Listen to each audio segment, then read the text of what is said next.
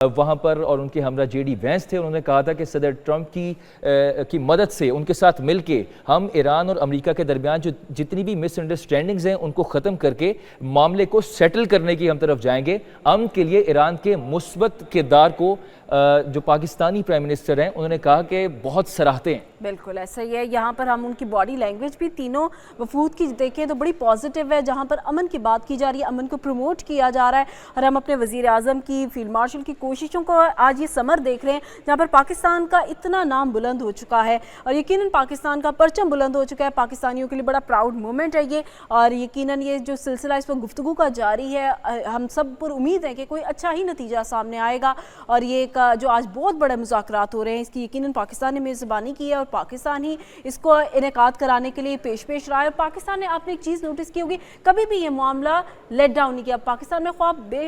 ہم نے کتنے بھی پاکستان میں معیشت کے حوالے سے بھی پرابلمس دیکھی اور بھی پرابلمس دیکھی, لیکن پاکستان نے امن کو پیچھے نہیں کیا. پاکستان نے امن کو پیچھے نہیں کیا, پاکستان نے ہمت نہیں ہاری, پاکستان مایوس نہیں ہوا. ہم نے سمارٹ لاک ڈاؤن برداشت کیا, یقیناً پاکستانیوں نے بھی بہت کچھ برداشت کیا. پاکستانی قوم, عام عوام نے بہت زیادہ سفر کیا. ہمارا نمرہ ایک مشرقی پڑوسی ہے,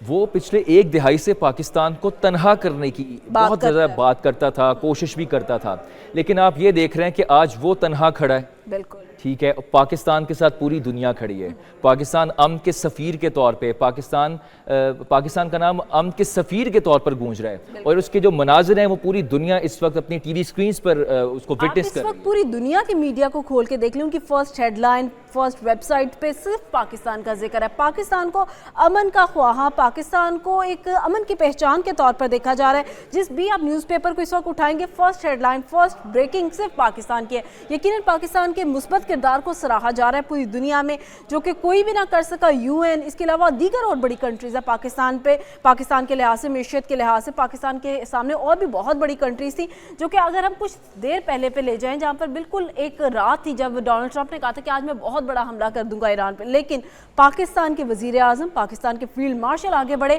اور انہوں نے امریکہ کو روکا, اور امریکہ کو اس وقت فرسٹ سیز فائر بھی پاکستان نے کروایا. پاکستان نے پوری سچویشن کو کول ڈاؤن کرنے کی کوشش کی کہ ایسکیلیشن اس پوائنٹ تک نہ چلے جائے کہ چیزیں اتنی ایسکیلیٹ ہو جائیں کہ وہاں پہ واپس آنے کا ہمیں کوئی موقع نہ ملے. تو اس سے پہلے ہم نے دیکھا اسلام آباد ٹاکس ہوئی تھیں,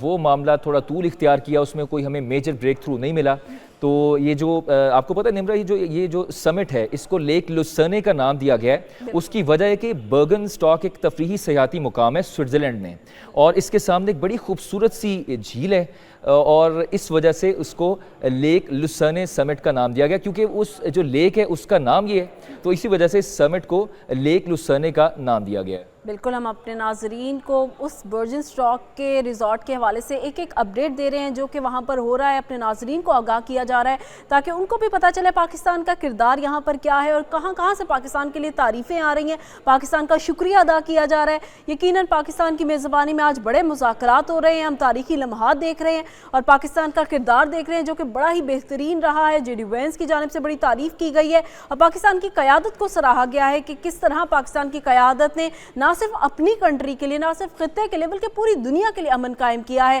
دو ایسی کنٹریز کو آمنے سامنے بٹھا دیا ہے, مذاکرات سمہاؤ کافی حد تک طے پا گئے ہیں. اسی وقت ہمارے ساتھ موجود ہے بیورو چیف اسلام آباد غلام مرتضیٰ. جی غلام مرتضیٰ, بتائیے گا مزید کیا اپڈیٹس آپ کے پاس آئی ہیں ان مذاکرات کے حوالے سے؟ جی, بزنس اسٹاک میں سوئٹزرلینڈ میں اسلام آباد ایم او یو کے تسلسل میں ہونے والے تکنیکی سطح کے مذاکرات میں امریکہ ایران مذاکرات کی افتتاحی تقریب جو ہے وہ ہو چکی, اور تمام فریقین جو ہیں وہ وہاں پہ موجود ہیں. بات چیت ہو رہی ہے, حکومت پاکستان بطور ثالث اس میں موجود ہے, جبکہ ایران اور امریکہ جو ہیں وہ آپس میں بات چیت کر رہے ہیں. تکنیکی سطح کی بات چیت بھی ہے, اس کے ساتھ ساتھ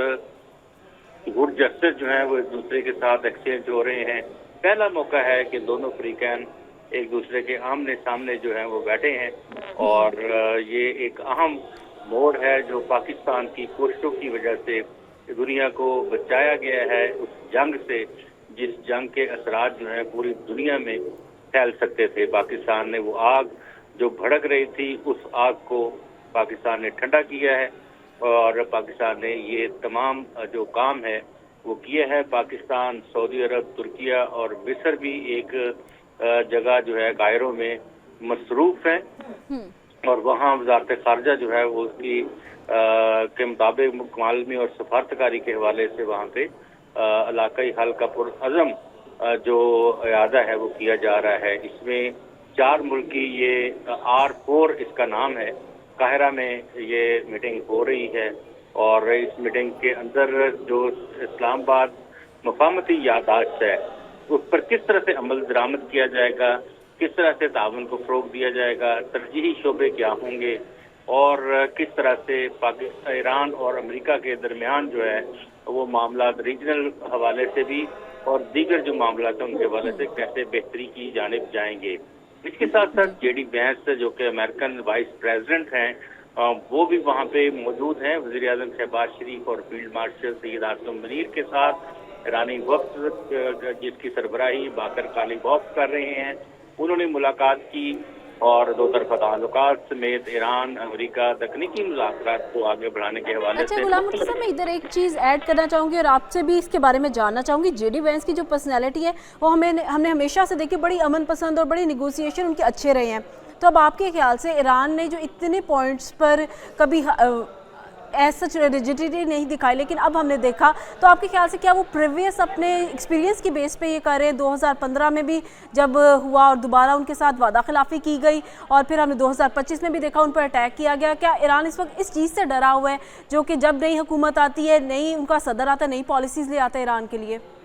जी बिल्कुल, इस तरह से इससे पहले भी एक मुआहिदा जो है वो ओबामा एडमिनिस्ट्रेशन के साथ ईरान ने किया था, सिविल न्यूक्लियर टेक्नोलॉजी के हवाले से था, लेकिन उसमें इस तरह की जंग नहीं हुई थी और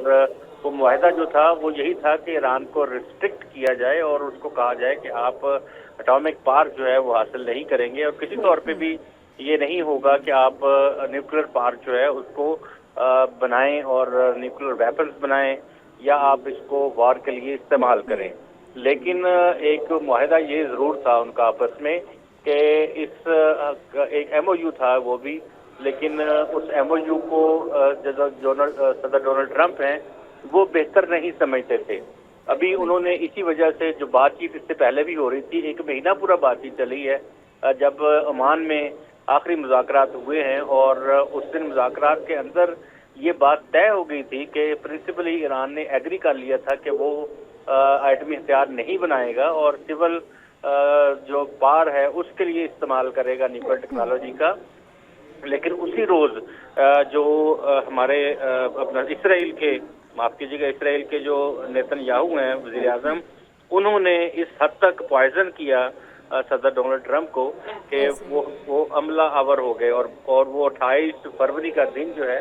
वो एक शाह दिन था कि जब उन्होंने ईरान के ऊपर जो है वो हमला किया और वहाँ पे उनके सबसे अजीम लीडर रहनुमा जो हैं वो आयतुल्लाह खामनेई वो शहीद हो गए और उनके साथ उनकी जो मरकजी क़यादत थी, जिसमें आर्मी चीफ भी थे, जिसमें इंटेलिजेंस चीफ भी थे, जो नेशनल गार्ड उनके हैं वो भी थे, RGC भी, बहुत सारे जो अहम शख्सियात थी, एटॉमिक साइंसदान भी उसमें साइंटिस्ट शामिल थे, वो भी शहीद हुए उसमें। और उसके बाद ये जंग जो है वो अपने जो एक पेस होता है जंग का, उस सूरत में आगे बढ़ना शुरू हुई। तो 2 ममालिक थे, दोनों दुनिया की पावर्स हैं और इसराइल जो है वो पैसों के एतबार से दुनिया का मजबूत तरीन मुल्क है, जबकि असलहा के एतबार से और इकोनॉमिकली अमेरिका जो है वर्ल्ड पावर है। तो 2 मुल्कों ने मिल के वहाँ पे हमला किया और फिर हमने ये देखा कि कुछ ममालिक को दावत दी गई, यूरोपियंस को दावत दी गई कि वो उसमें शामिल हों, लेकिन यूरोपियंस जो हैं उन्होंने अक्लमंदी का इनकार कर दिया। उसमें अच्छा, I want to add one more thing here कि किस तरह हमने देखा कि जेडी वैंस की जानिब से भी नेतन्याहू को काफ़ी हद तक सख्त अल्फाज दिए गए, फिर ट्रंप की जानिब से भी बड़े सख्त अल्फाज दिए गए, मैं ना होता तो तुम ना होते, तुम जेल में होते। तो यकीनन अब डोनाल्ड ट्रंप को इस चीज़ की रियलाइजेशन हो गई है कि जो कि पिछले सदूर ने कभी ईरान पर हमला नहीं किया, डोनाल्ड ट्रंप से ये बहुत बड़ी गलती हो गई है।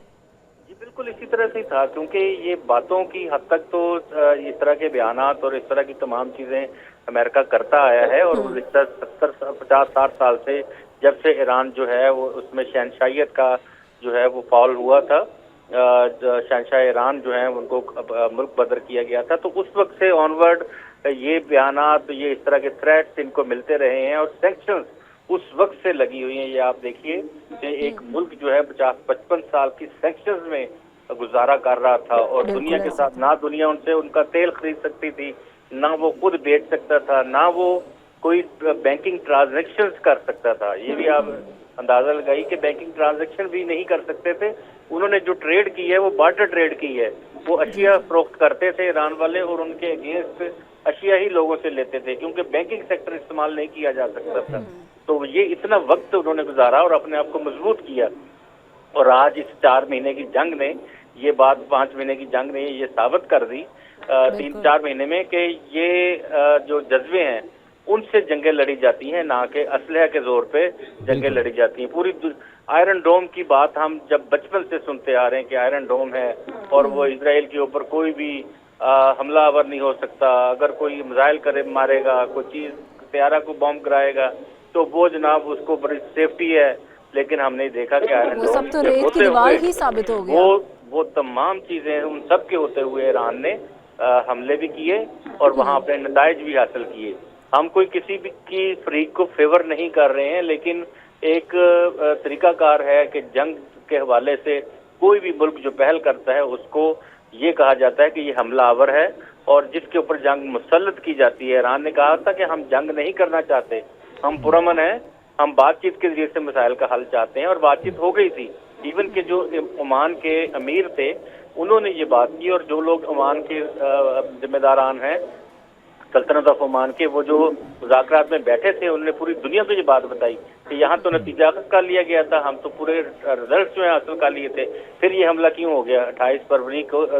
फरवरी को तमाम बातें फाइनलाइज हो गई थी, लेकिन उसके बाद हमला हो गया। तो ये सूरत हाल जो थी बड़ी तकलीफ दे थी सब फ्रीकैन के लिए। और उसमें जो थे वो जैरेड कुशनर थे, स्टीव विटकॉफ थे, जहाँ उस वक्त बात चल रही थी। इसी वजह से उन दोनों हजरात का, क्योंकि वो ट्रंप के मशीर थे, ट्रंप को रिपोर्ट कर रहे थे बराह रास्त, जब उसके बाद बातचीत चली है तो ईरान ने सबसे पहले तो उनके ऊपर अदम एतमाद का इजहार किया। उन्होंने कहा ना तो हम जैरेड कुशनर से बात कर सकते हैं, ना स्टीव विटकॉफ से बात की जा सकती है, बिकॉज दोनों जो हैं वो उनका टिल्ट इजराइल की जानिब है and they are like suppose to Indian जो इजराइल है, इजराइल के एजेंट के तौर पे वो काम कर रहे हैं, ना कि वो मीडिएटर के तौर पे काम कर रहे हैं। तो उसके बाद से फिर सदर ट्रंप ने भी रियलाइज किया, उन्होंने फिर जेडी वैंस जो है एक मुतदल शख्सियत है। एक तो दूसरी बात यह है कि पॉलिटिकल बंदे हैं और उनको पता है कि सियासी तौर पे चीज़ें किस तरह से जो हैं वो सेटल डाउन की जाती हैं। तो वो जब शामिल हुए तो फिर उसके बाद से हमने देखा कि बातचीत जो है उसमें कुछ